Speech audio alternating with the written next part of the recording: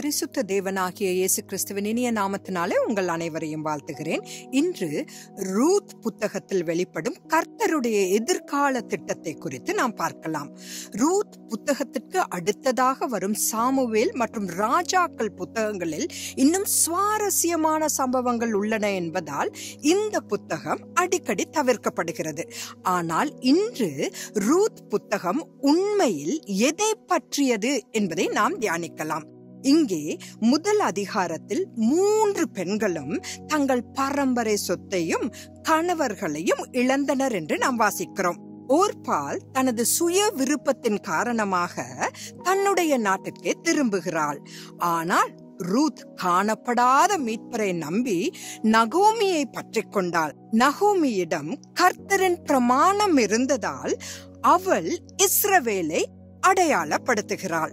எனவே அவள் ஒரு சுதந்திரவாளியை திருமணம் செய்து கொள்ள ரூத்துக்கு அறிவுறுத்த முடிந்தது. 2ஆம் அதிகாரத்தில் ரூத் போவாசின் வயலில் அறுவடை செய்ய சென்று அவரது கண்களில் தயவை பெறுவதை நாம் வாசிக்கிறோம். தனக்கு கட்டளையிட்ட தனது மாமியாருக்கு ரூத் கீழ்ப்படிந்ததே போவாசை பிரியப்படுத்தியது. அதற்கு அவள், என் ஆண்டவனே, உம்முடைய கண்களில் எனக்கு தயை கிடைக்க வேண்டும். நான் உம்முடைய வேலைக்காரிகளில் ஒருத்திக்கும் சமானமாயிராவிட்டாலும் நீர் எனக்கு ஆறுதல் சொல்லி உம்முடைய அடியாளோடே பச்சமாய் பேசினீரே என்றாள். ரூத் 2ஆவது அதிகாரம் 13வது வசனம்.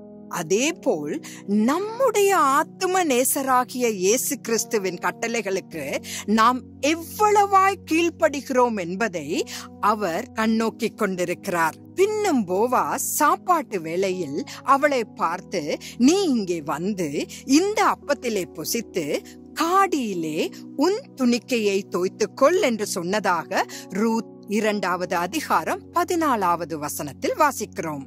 அதுபோலவே நம்முடைய முழுமையான அர்ப்பணிப்பை கண்ட பிறகுதான் இயேசு கிறிஸ்துவின் விருந்தில் நாம் பங்கேற்க முடியும். போவாஸ் ரூத்துக்கு கொடுத்த ஒரே கட்டளை பெண்களுடன் இருக்க வேண்டும் என்பதே. மேலும் மற்ற ஆண்களுக்கு அவளை தொட வேண்டாம் என்றும் கட்டளையிட்டார். ஏனெனில் அவர் ரூத்தை தனது மணமகளாக குறித்து விட்டார்.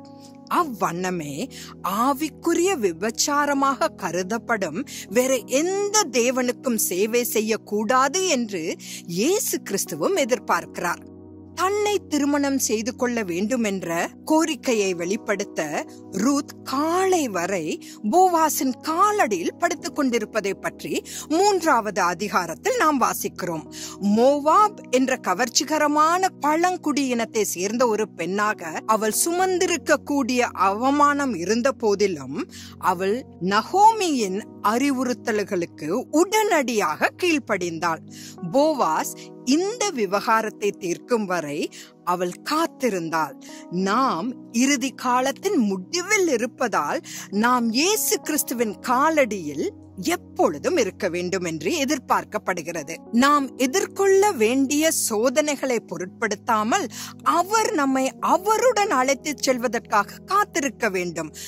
அதிகாரம் 4 போவாஸ் நெருங்கிய சுதந்திரவாளியை சந்தித்து, உங்களால் முடிந்தால் இந்த நிலத்தை வாங்குங்கள் என்று அவர் கூறியது ஒரு சவாலான வாக்கியம்.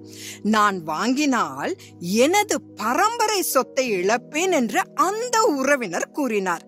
யூத சட்டத்தின்படி சுதந்திரவாளி உட்பட அனைத்து பகுதிகளும் எலிமெலேக்கின் குடும்பத்திற்கும் அவரது வம்சாவளிக்கும் மாற்றப்படும். எனவே துரதிர்ஷ்டவசமாக மற்ற நெருங்கிய உறவினரால் அதை வாங்க முடியவில்லை.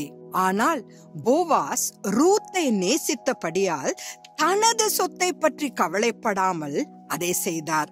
அதே போல் தியாகங்களினாலும் மனித வலிமையினாலும் நம்மையோ அல்லது தேவனிடத்தில் உள்ள நமது பரம்பரை சொத்தையோ நாம் காப்பாற்ற முடியாது. ஒருவரால் கற்பனை செய்ய முடியாத மிகப்பெரிய கனத்தையும் மகிமையையும் விட்டுவிட்டு நம் முன்னோராகிய ஆதாம் இழந்துவிட்ட சுதந்திரத்தை மீட்டெடுக்க இயேசு மனித ரூபத்தில் பூமிக்கு வந்தார். அவர் தனது இரத்தத்தினால் நம்மை திரும்ப வாங்கினார். ரூத் புத்தகத்தில் நிலம் ரூத்துக்கு பரிசாக வாங்கப்படுகிறது. ஆனால் இதில் சிறந்த பகுதி என்னவென்றால், அவள் அந்த நில உரிமையாளரின் மனைவியாகிறாள். இப்போது கூட கர்த்தரின் ஆவியை பெற்ற பிறகு நாம் மெத்தனமாக இருக்கக்கூடாது. நம் மணவாளன் நம்மை அவருடைய சொந்தமாக நித்தியத்திற்கு அழைத்து செல்வதற்காக ஆவலுடன் காத்திருக்க வேண்டும். நகோமி மற்றும் ரூத் இருவரும் தங்கள் சுதந்திரத்தை இழந்தனர். ஆனால் ரூத் மூலம் நகோமி கூட ஒரு மீட்பரை பெற்றார்.